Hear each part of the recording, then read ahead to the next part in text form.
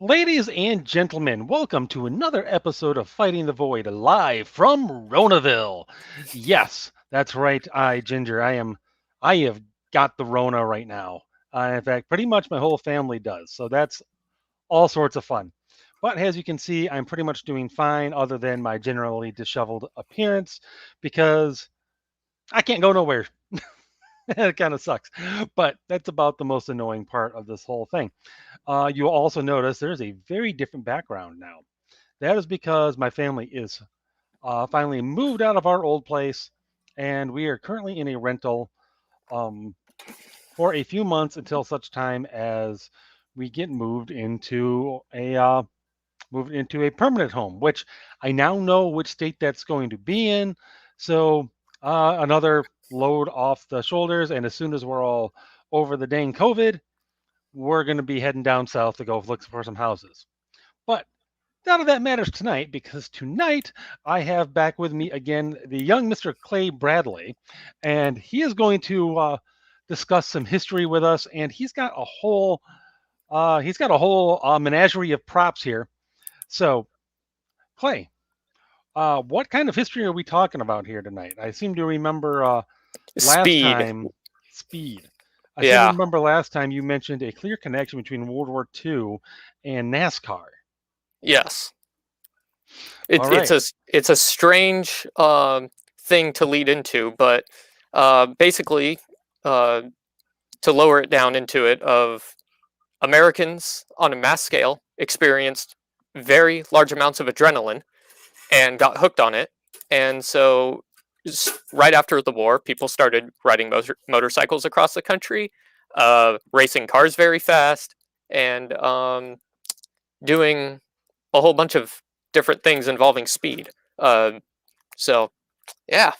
Oh, wait, before we properly begin, though, I need to pour one out for Kyle Rittenhouse. Oh, absolutely. Yeah, definitely a moment for young Kyle and him winning his court case because Salty. what wasn't yeah, no kidding. Wasn't that just a bit of a nail biter 3 days? Oh, yeah. Like Yeah. it's like guys, why do you need 3 days to figure this out? This is 10 minutes. This verdict should take the amount of time it takes to walk to the deliberation room and to walk back. Pretty much, but I don't know. I can't speak for what was going in their heads. I wasn't Yeah, there. they were trying to decide if they could, a good conscience, what's out of it.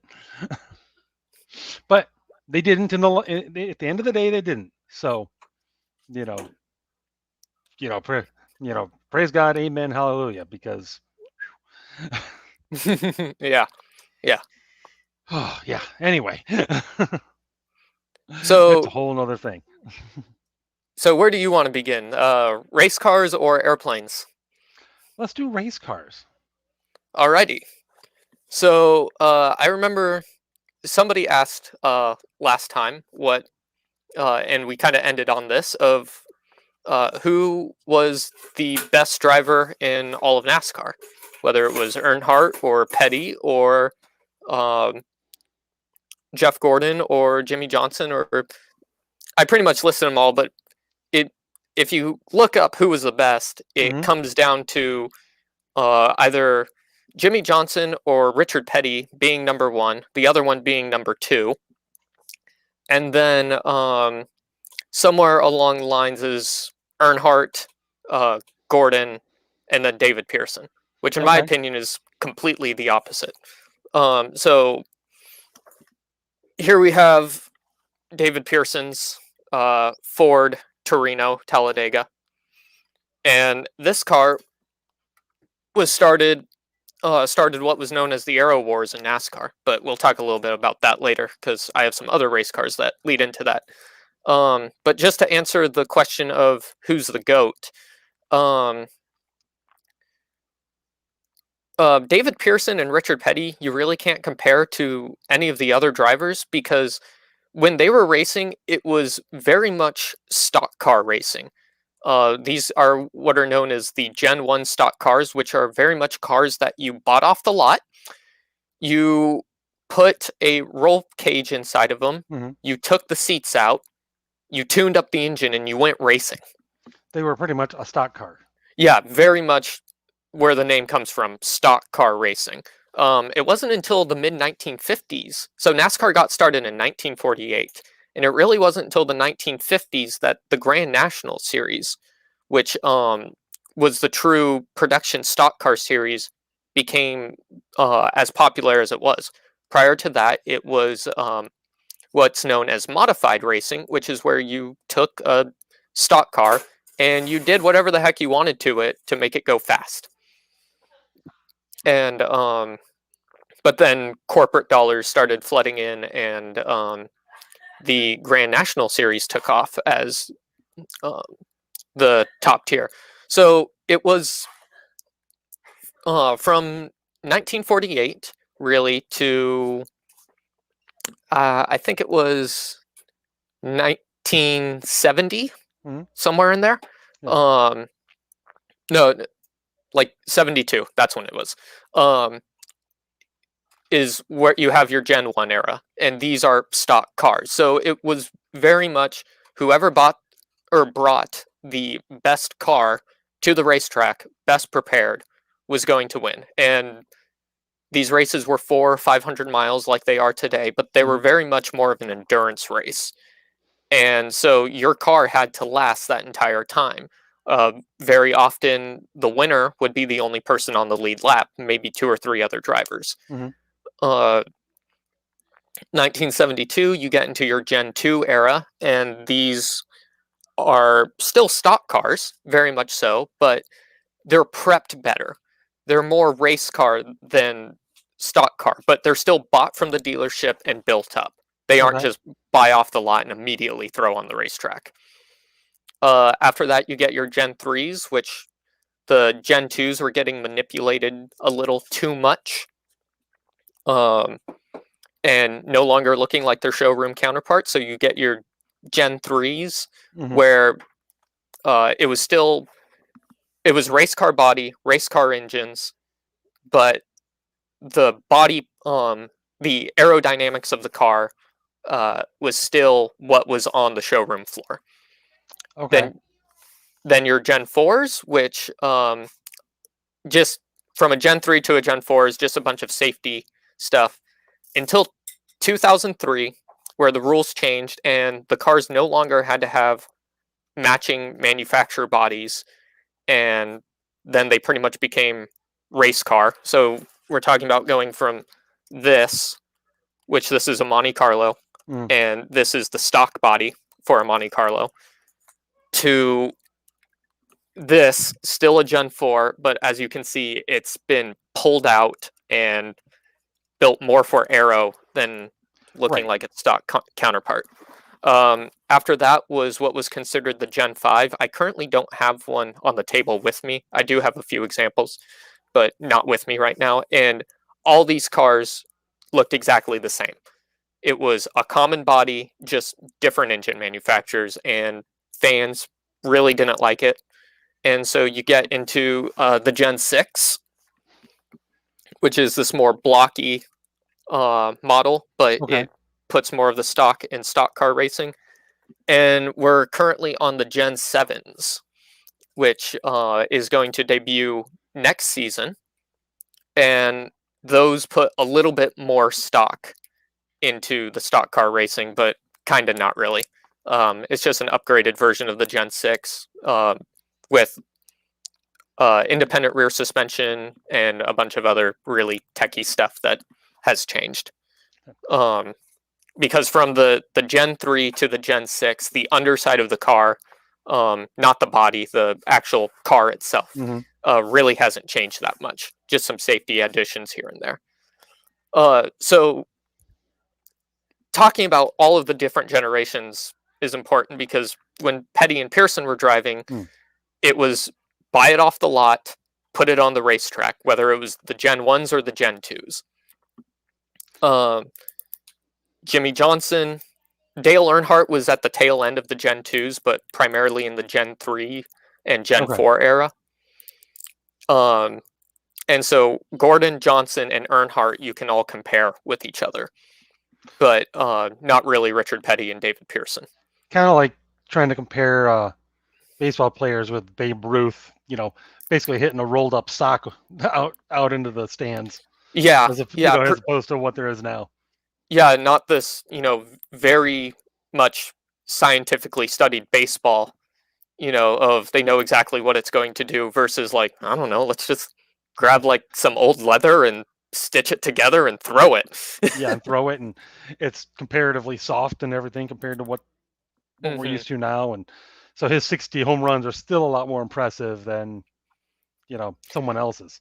Yeah, NASCAR. It's kind of the opposite of Ernest Hemingway said that there's only three real motors or only three real sports: motorsports, mountain climbing, and bullfighting. It's this early days of motor racing where you really get that quote from. Not so much today, where you're in this, you know, tight little cocoon, and the seat surrounds you and everything's super safe and you can crash and hit the wall at 200 miles per hour and you're going to walk away just fine. It wasn't like that in the beginning. There were fatalities. Hmm. In fact, Dale Earnhardt was the last fatality in NASCAR. Um, Really? hmm Oh, I did There not know has that. there has not been a fatality in NASCAR since Dale Earnhardt, which Wow. um, thank God for that, and thank the safety standards and uh, everything. But there's been a lot that goes into safety. But to go to originally, Richard Petty and David Pearson um, were very much of that first generation Hmm. of drivers. And of the two, in my opinion, which one's better is David Pearson. David Pearson finished out his career with 105 wins and three championships. Richard Petty had 200 wins and seven championships. Except David Pearson achieved what he did in half the starts of Richard Petty. Impressive. Yeah. So, But I just got to say, only Richard Petty played Mr. the King in the Cars movie. So, yeah, which I have the real car that's based off of right oh, here. nice. It's a 1970s Superbird, which I can explain a little bit a little later. But yeah, Richard Petty did do that. It was there was kind of a rivalry going on, a fan rivalry, because Richard Petty would pretty much do anything and everything for the fans. And David Pearson was very much just a regular guy who showed up to the racetrack, hopped in the race car, won, and went home. Um, but yeah, in the 1970s, Richard Petty and David Pearson finished first and second, I think 63 times, Jeez. and David Pearson beat Richard Petty 33-30. As far Really? as wins, yeah, there. If you want to look it up later, there's a very famous finish where it happened at the Daytona 500 in 1976, and David Pearson and Richard Petty are coming to the line. Uh, David Pearson is in second in the famous Wood Brothers 21 race car. Richard Petty in his bright blue and orange 43. Uh, Pearson goes down low. Petty goes to block, and he misjudges, and they both wreck. It looks like Richard Petty's going to slide across the line, but his car stops in the grass and will not get refired. David Pearson is able to refire his race car and is able to drive across the line. Just, we're talking about like hundreds of feet before the finish line that this happens. And it Oh has man. gone down as one of the most famous finishes in the sport. I still say I'm just old enough that I can remember seeing Petty race. See, I've never really been into NASCAR much, but my grandparents, oh boy, they were into NASCAR. So if I was over there, good chance that NASCAR was on. That's kind of how I got into it. Is really Uh, my grandpa, who was big gearhead of, um, you know, very much kept up with a lot of that, and he can tell you more about those cars than you really need to. And like I said, he was a gearhead. So No, I remember all of the I remember most of the names you're talking about, except Pearson. Actually, I'd never actually heard of David Pearson. Yeah, so David But Pearson really stopped racing in the 1980s. okay. What happened was there was a race in 1979 where he went into the pits and his team told him they were going to give him 4 tires. They ended up giving him 2, or I'm sorry, um, he they thought they told him he was going to be taking 4. David Pearson thought he was taking 2. So after 2 tires went on, he drove away and the other 2 tires fell off. Oh, And oh, they geez. got yeah, they got really mad at each other for about a week and then they were like, "Okay, you know, whatever, let's go back." But the sponsor at the time said, "Nope, you said that you were dropping him and there's a different driver we want." And so yeah, you're getting rid of him. And so the Wood brothers say that was the biggest regret of their lives was letting go of David Pearson. It, Yeah. yeah, so he kind of stopped racing. He had a few races here and there, but he kind of stopped racing in the 80s. Petty really stopped racing because he was no longer competitive, and he had a really bad wreck in I think 1990. It was 91 or 92, Yeah. and his wife told him, "You're either going to keep racing, you're either going to stop racing, or I'm divorcing you." And Petty's like, "Well, that's a good time to stop racing." Um, Yep. Just needed that extra little push. Petty's last race was in Atlanta in 1992. It's regarded as one of the best races in the entire sport because the most popular driver, Bill Elliott, was going for a championship, Huh. and the ultimate underdog, Alan Kulwicki, which, mind you, this time and place, owner drivers were no longer a thing. Owner drivers were a thing in the 50s and 60s, not so much in the 1990s anymore. Hmm. So Kawicki and Bill Elliott were going for a championship, and it was Jeff Gordon's first race. And so Jeff Gordon can say he got to race the King, even though neither one of them were very competitive that race. I think both of them wrecked out. Huh. So, um, yeah, prior to the start of the race, Richard Petty gave everybody a money clip with $1 per their win at that point in 1992. And when he went up to Jeff, he said, "You're just starting your career. Here's the money clip, and I'll pay you out for every win of your career." Nice. Jeff ended up taking about $93 from Richard Petty. Bless you. Ah, thanks. I may need to do that a couple of times. Cough Yeah, is it's one of the fine. symptoms. um, but yeah, to compare to the other 3 drivers though of Jeff Gordon, Dale Earnhardt Sr., and Jimmy Johnson, um, in my opinion, Gordon is the best of the 3. Um, there was a rule change in 2004 where they went from a season-wide championship to a end of the year playoff style format, and that's pretty much what it's been. Okay. So we're just going to compare apples to apples here of who, like, independent of the playoff systems, who had the most points at the end of the year. Hmm. And so you have Dale Earnhardt Sr., who got 76 wins in his career and 7 championships. Uh, this car right here is a model of his last win in 2000. Um, the all the colors on it are for a promotional thing that was happening during that race. But and then Jeff Gordon, had the point system not changed, would have also been a 7-time champion. He is recorded as a 4-time champion with 93 wins. And Gordon is third on the all-time win list behind Richard Petty at 200 and David Pearson with 105. So there's that. And then Jimmy Johnson has 84 wins. And just comparing apples to apples here, Hmm. uh, would have had 3 championships had it stayed a season-long format. Um, but because of the playoff system, he has 7. And so post-playoff system, Jimmy Johnson is the best driver in the playoffs era.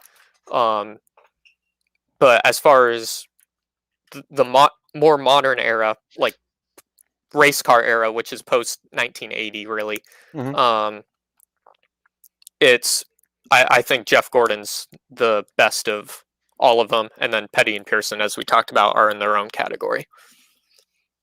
Seems reasonable. Hmm. Yeah, but as we talked about, that these cars are a little different than a normal car. The Yeah. um, Ford Torino has a very fastback look to it, and Hmm. if you've seen the movie Cars, then you know that there's the giant nose cone and the giant wing. Hmm. And that is a very long story, which goes back to 1964, which we can take it even further back to World War II, because the Ford Motor Company Hmm. made bombers for the war effort, which bombed Italy, which is where Ferrari is from. And Ford and Ferrari got into the greatest racing battle that the world has ever seen. Um, so, if you want, we can talk a little bit about World War II on how that happened and how it led into the greatest race car battle ever, because that Absolutely. has direct implications. Hit it. Okay, so uh, you have, during the war, I said this was going to be about speed, so I'm going to mainly talk about the air war, which uh, they a lot of people say, oh well, the Russians really won the war because they had to fight 2/3 of the German army, and the Americans and the British only had to fight 1/3. Well, in the air, that was completely different. In the air, it was uh, the Americans facing off 2/3 of the Luftwaffe, while the Russians only had to face off 1/3. And the Star airplane that the Star fighter plane that the United States Army had up until really the end of the war was the P-38 Lightning. Um, Very distinct shape, Yeah. two engine, twin boom design, single pod for the pilot in the middle. This was the first airplane that surpassed the 400 mile per hour mark, and the first, second, and third top ace of the United States military all flew P-38s in the South Pacific. The plane that I just showed is of top ace Richard Bong, who flew in Papua New Guinea and went back to the United States after he beat Eddie Rickenbacker's record, which was a race car driver. Prior to flying, Eddie Rickenbacker was a race car driver. Um, but he was a deadly fighter pilot at 26 kills. Richard Bong surpassed him in, I believe, 1943, went home to the United States, and then came back in the Philippines and proceeded to rack up um, another, I don't know how many he gets to 40, but he ended his career with 40 victories. Wow. Yeah, which the second place person is Tom McGuire, who had 38 victories, and then uh, I forget how much the third place pilot, his name was Charles McDonald. But there was a thing called the Ace Race, which is all documented in a book called Race of Aces, Hmm. which all of these top guys knew each other. They all ribbed each other. Um, but as far as of those who was the best, Richard Bong was probably the best solo pilot, and Tom McGuire was the best squadron commander pilot. Richard Bong really didn't fly well with a wingman. He was really too good to have a wingman. And so the United States Air Force kind of just let him play mercenary of if there was a mission that there was going to be a lot of combat, Bong signed himself up and went out and flew and shot planes down and then went back to his base. Um, but while the P-38 very much succeeded in the Pacific, it had some hard times in Europe. But to cross that in 1943, or at the end of 1943, the United States Air Force in Europe was seeing that, we really needed to send a bunch of airplanes over with fighter escort because the losses were mounting up were just too high.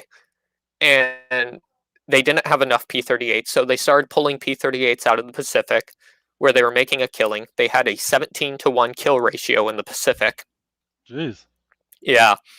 And started sending them to England to escort the bombers because at the time they were the only fighter that had the range to escort bombers to Berlin and back.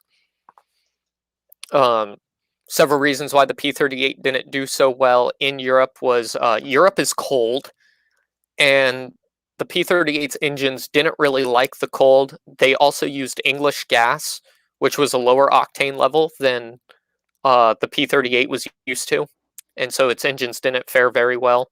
Mm-hmm. And the P-38 doesn't have an engine right in front of it, so it's very hard to keep the pilot warm. And so it was not Ah, uncommon for pilots to have right. frostbite. Um,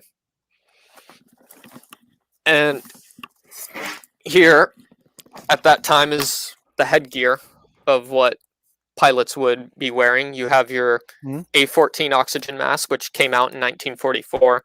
You have a set of goggles Mm-hmm. and your leather flying cap with a headset built into it. Uh, the you know vastly different than a modern system where and the jacket and A2 flight jacket. These were all for intermediate flying weather, which would be southern Italy or southern time or Right. summertime in Europe, in England. Doesn't provide that well protection against the cold, but um, it's okay if you're Yeah. just going up really quick. But excuse me. Play. I hate to do it, but I think the Rona's kind of kicking in here, Alrighty. and yeah, I'm running out of steam on the whole breathing aspect. Yeah. Yeah. So I do want to say thanks for coming on, and we will pick this up again when I'm feeling a little bit better. Alrighty. Hey, we tried. Yes, yes. So anyone listening, thank you very much. We will have Clay back on, and don't worry, I'm fine. I just need to lay down. So, Yeah. Health comes um, first. yes. Anyway, so I will. Well, again, I will be in touch with you, Clay, and we will get this going for real again in the near future. And everyone else, thank you again, and keep